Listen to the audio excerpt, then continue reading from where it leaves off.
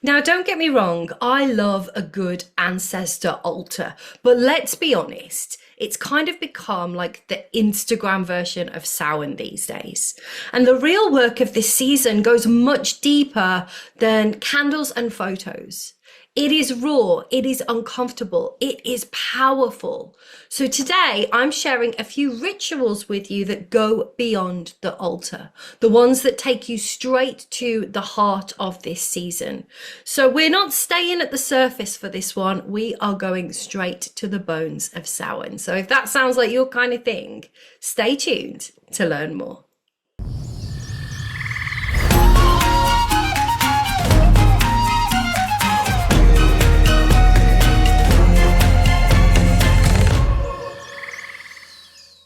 Welcome, wild ones. I'm Emma Louise Dyson, earth medicine woman and shamanic witch, and the woman behind Wild and Untamed. And this space is for wild souls. It's for those of you that want more than the surface level spirituality. We go deep here. Real magic, real healing, real connection to the land and yourself. So if this is your kind of witchcraft, make sure you hit subscribe and ring the notification bell, because every week I share videos that really help you to live, work, and weave in rhythm with the changing of the seasons and the wheel of the year.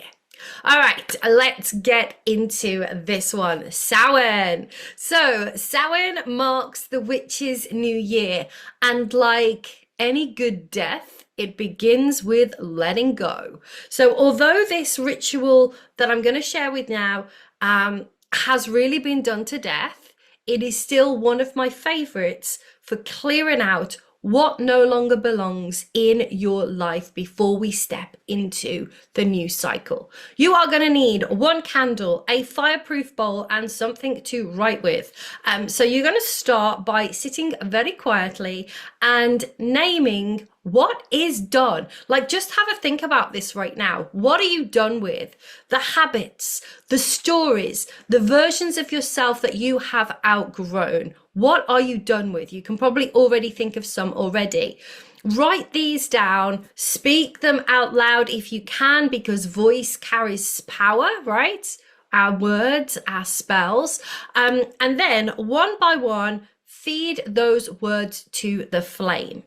And as the paper burns, feel that energy releasing. You don't have to fix it. You don't have to understand it. Just let it die with grace. You are moving on, right?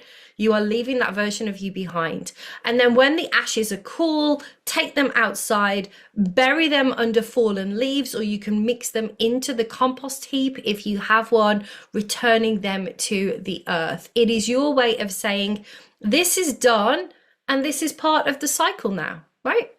Absolutely. Very simple, done to death. But if you're ever going to do this ritual, do it at Samhain. It is so important. And if you want to work with crystal energy, black tourmaline, black obsidian, perfect allies here, because they ground, they protect, and they help you stay clear as you release. And this ritual doesn't just clear space within you, but it also reclaims your power, because what you consciously release stops owning you. So give it a go, even if you've done it before. Next up, we have bone and stone divination. So long before pendulums, long before tarot cards, witches read the earth itself. Bones, stones, shells, seeds, all carried memory and story and spirit. And this practice connects you directly to that lineage. So you're going to start by keeping this simple. You can have a big elaborate practice, but you're going to start by just choosing 3 stones or bones that call to you. Let them be natural, ones that you've found, you've foraged, or you've been gifted, and hold each one and just notice how it feels in your hand. Is it heavy? Is it light? Is it smooth? Is it raw? Is it warm? Or is it cool? Every texture speaks to us. And now assign each stone or bone a meaning, something that feels really personal and intuitive. So I've got some stones here. let's have a look. So, for example, you might choose one that represents you or the present moment. You might choose one that represents the situation or the energy at play.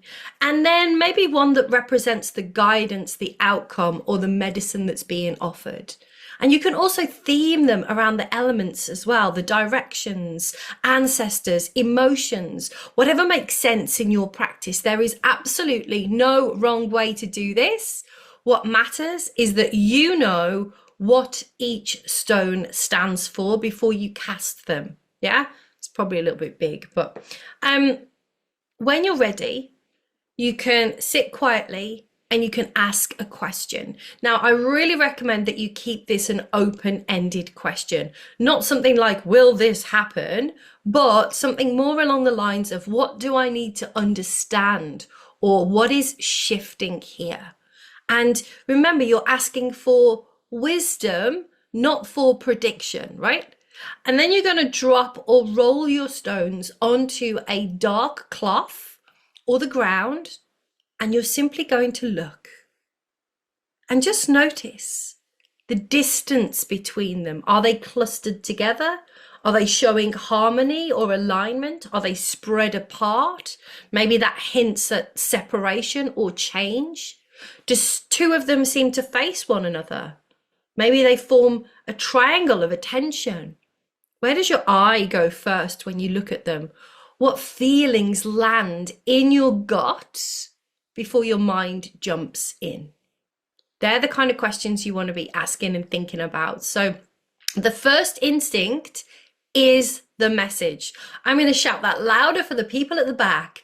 That first instinct is the message. So trust it. Let the stones show you their story rather than kind of you forcing a meaning. And when you're done, as always, thank them. And over time, you'll start to recognize patterns, the way your stones speak when energy moves in certain ways. This is earth divination in its rawest form. No symbols, no scripts, no things to remember, just you and the land in conversation. Love. Next up, we have got a threshold or a graveyard walk. Now, this might sound a bit weird, but like, hear me out, because this next one is a really beautifully simple practice, but don't mistake this for being surface level. So a threshold walk is about moving through the liminal, the in-between places where endings and beginnings overlap. So it could be a graveyard. It could be a forest that's shedding its leaves. It could be a riverbank at dusk, or even a quiet street near your home once everybody has gone inside. So you're walking just with presence, not purpose. So no headphones, no distractions, just your breath, awareness, and really just tuning into this turning of the season. And if you choose a graveyard, please go with respect. You are a guest there. Maybe bring a small offering for the spirits of the place, a few drops of mead, handful of herbs, even just water poured at the gate. And I always ask for permission before I enter. It may sound strange, but it's just part of my practice. And then you're going to walk slowly and softly. And you're just going to notice. You're just going to bring your awareness and be present. When was the last time you were fully present without being distracted by what you've got to make for dinner or checking text messages on your phone? Just be present and notice how the air feels differently here. Heavier, quieter, alive with memory. And if that feels too much, find another threshold, a gate, a crossroads, the edge of the forest, that meeting point of land and water. These places hold a very similar energy of passage. And as you walk, reflect on your own thresholds. What is ending for you? What is waiting just beyond your current horizon? And this isn't about forcing clarity. It's about just letting insight rise naturally in that quiet space between worlds, the in-between, the liminal. And then when you're ready to leave, offer thanks, close the space, brush your hands down your body, take a few deep breaths, and just step intentionally back into the present moment. And you might feel lighter, clearer, you might feel more awake.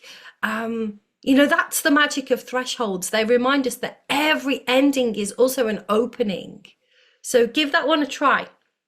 And finally, we have the feeding of the spirits of the land ritual. Now, notice these rituals that I've shared with you, they're not big and elaborate.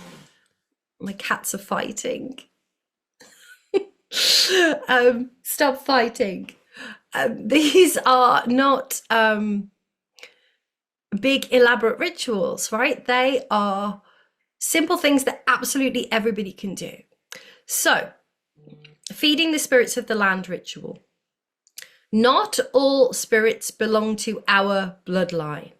Some belong to obviously other people's bloodlines, but some actually belong to the land itself.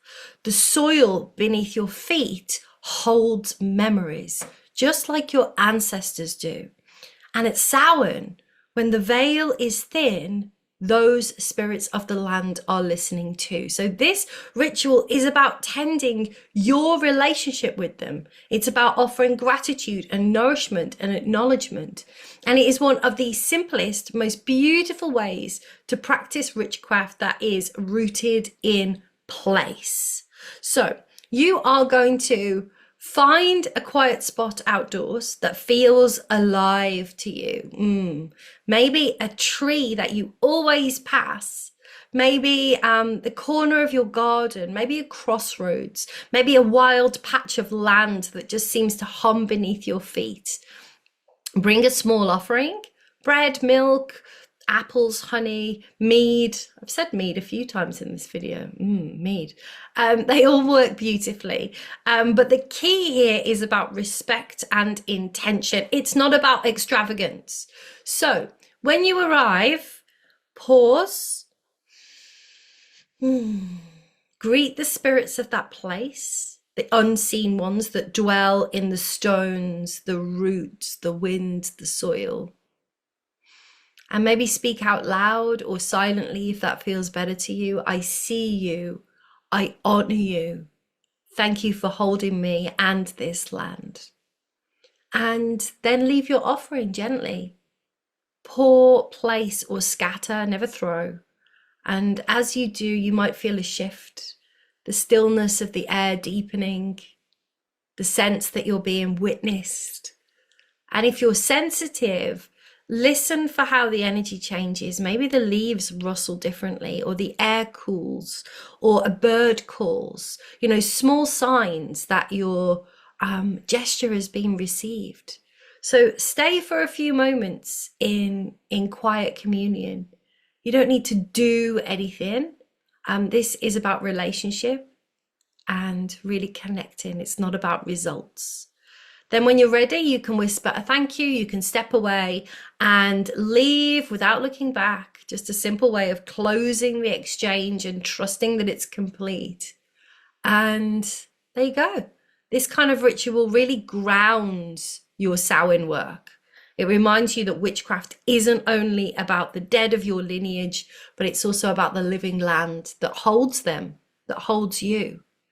And each of those rituals that I've just shared with you is really powerful on its own, but together they weave much deeper medicine of Samhain: death, release, renewal, remembrance.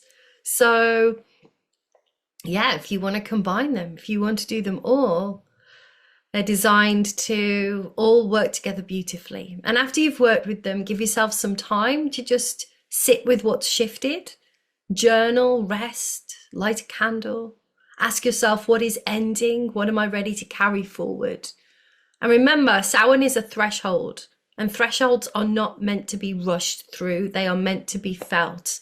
And you'll feel this energy either side of Samhain as well. So, you know, a couple of days each side. If you can't fit it all into one day, don't put pressure on yourself, right? Just ease and flow. And if you want to go deeper into this work, like to truly step beyond the altar and into the magic of death and rebirth, come and join me. Join me for Threads of the Dead. It is my live Samhain ritual experience.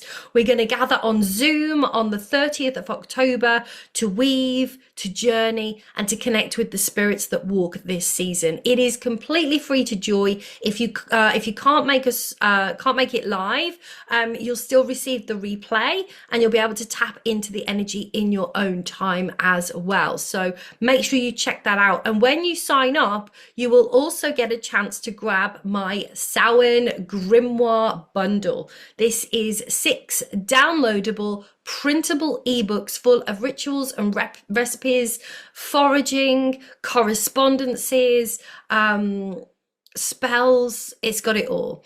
And also, you'll also have a chance to be able to grab my Samhain portal as well. Now, the Samhain portal includes 4 powerful guided shamanic journeys to help you connect more deeply with your ancestors and the other world.